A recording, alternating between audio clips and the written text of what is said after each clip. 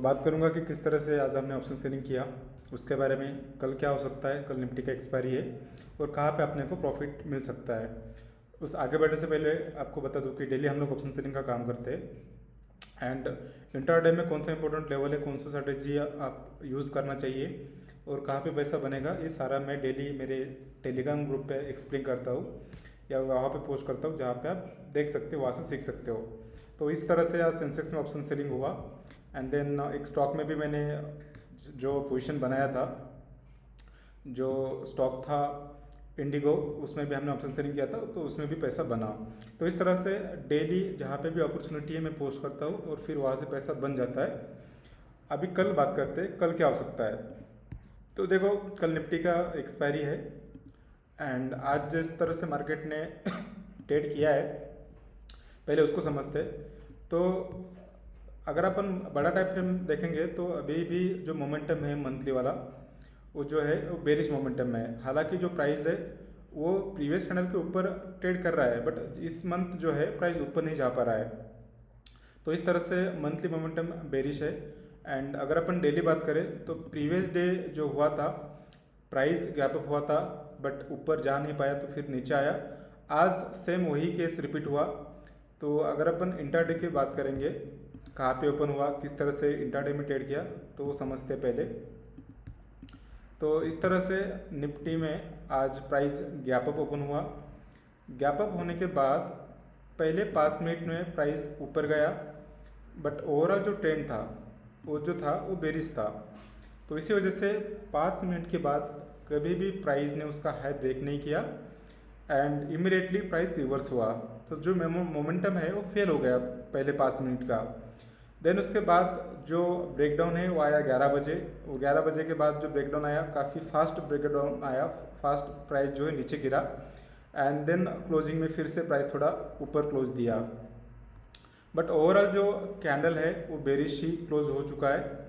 And कल अगर price फिर से अगर अपन बात करें तो जो इम्पोर्टेंट लेवल है जहाँ पे प्राइस ओपन होने के बाद ट्रेड कर सकता है, वो है रेजिस्टेंस रहेगा 24,300 एंड सपोर्ट रहेगा 24,150 200।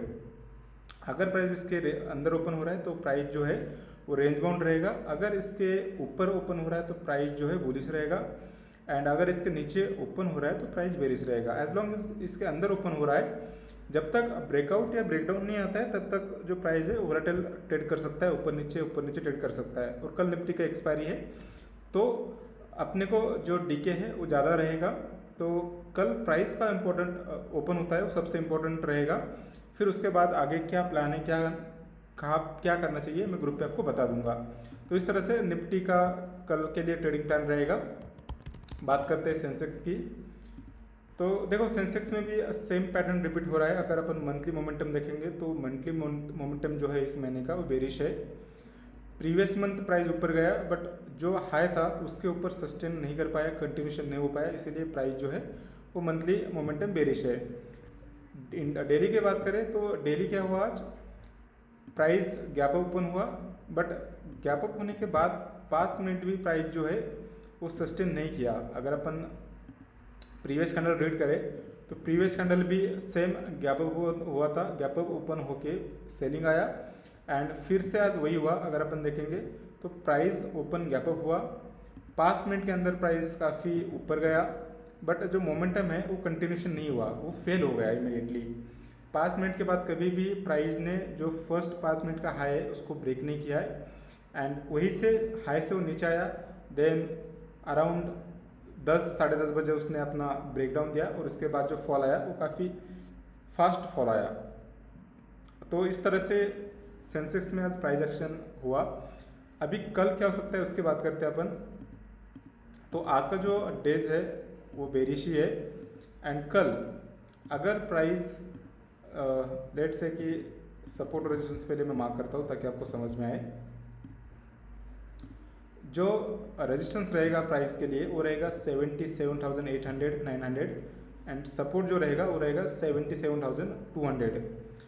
प्राइस अगर इसके अंदर ओपन हो रहा है तो अपन ब्रेकआउट और ब्रेकडाउन का वेट करेंगे। जब तक ब्रेकआउट या ब्रेकडाउन नहीं आता है प्राइस जो है वो रेंज बाउंड रहेगा।